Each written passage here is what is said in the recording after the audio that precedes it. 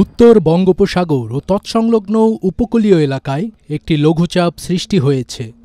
মৌসুমী বায়ুর অক্ষের বর্ধিতাংশ পাঞ্জাব, হরিয়ানা, উত্তরপ্রদেশ, বিহার, গাঙ্গেয় পশ্চিমবঙ্গ ও লঘুচাপের কেন্দ্রস্থল হয়ে আসাম পর্যন্ত বিস্তৃত রয়েছে। এর একটি বর্ধিতাংশ উত্তর বঙ্গোপসাগর পর্যন্ত বিস্তৃত। মৌসুমী বায়ু বাংলাদেশের উপর সক্রিয় এবং উত্তর বঙ্গোপসাগরে প্রবল অবস্থায় রয়েছে। আজ সোমবার 14 জুলাই আবহাওয়াবিদ মোহাম্মদ তরিকুল নেওয়াজ কবিরের সই করা দেশের সমুদ্র বন্দরের জন্য দেওয়া সতর্কবার্তায় এসব তথ্য জানানো হয়। এতে বলা হয়, উত্তর পশ্চিম বঙ্গোপসাগর এবং তৎসংলগ্ন পশ্চিমবঙ্গ ও বাংলাদেশের উপকূলীয় এলাকায় অবস্থানরত লঘুচাপটি একই এলাকায় অবস্থান করছে। এর প্রভাবে উত্তর বঙ্গোপসাগরে বায়ুচাপের তারতম্যের আধিক্য বিরাজ করছে এবং উত্তর বঙ্গোপসাগর, বাংলাদেশের উপকূলীয় এলাকা ও সমুদ্র বন্দরগুলোর ওপর দিয়ে দমকা বা ঝোড়ো হাওয়া বয়ে যেতে পারে।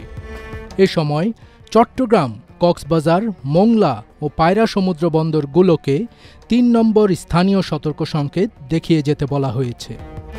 এদিকে এদিন সকাল ৭:৩০ থেকে সন্ধ্যা ৬টা পর্যন্ত দেশের নদী বন্দরের জন্য দেওয়া আবহাওয়ার পূর্বাভাসে বলা হয়, ফরিদপুর, মাদারীপুর, খুলনা, বরিশাল, পটুয়াখালী ও নোয়াখালী অঞ্চলের ওপর দিয়ে দক্ষিণ অথবা দক্ষিণ পূর্ব দিক থেকে ঘণ্টায় ৪৫ থেকে ৬০ কিলোমিটার বেগে ঝোড়ো হাওয়া সহ বৃষ্টি অথবা বজ্রসহ বৃষ্টি হতে পারে। এ সময় এসব এলাকার নদীবন্দরগুলোকে ১ নম্বর সতর্ক সংকেত দেখাতে বলা হয়েছে। এদিকে সর্বশেষ সারা দেশের জন্য দেওয়া ১২০ ঘণ্টার পূর্বাভাসে বলা হয়েছে, আজ ময়মনসিংহ, ঢাকা, খুলনা, বরিশাল, চট্টগ্রাম ও সিলেট বিভাগের অধিকাংশ জায়গায় এবং রংপুর ও রাজশাহী বিভাগের অনেক জায়গায় অস্থায়ীভাবে দমকা হাওয়া সহ হালকা থেকে মাঝারি ধরনের বৃষ্টি অথবা বজ্রসহ বৃষ্টি হতে পারে। সেই সঙ্গে সারা দেশের কোথাও কোথাও মাঝারি থেকে অতি ভারী বর্ষণও হতে পারে। সারা দেশে দিন ও রাতের তাপমাত্রা সামান্য হ্রাস পেতে পারে।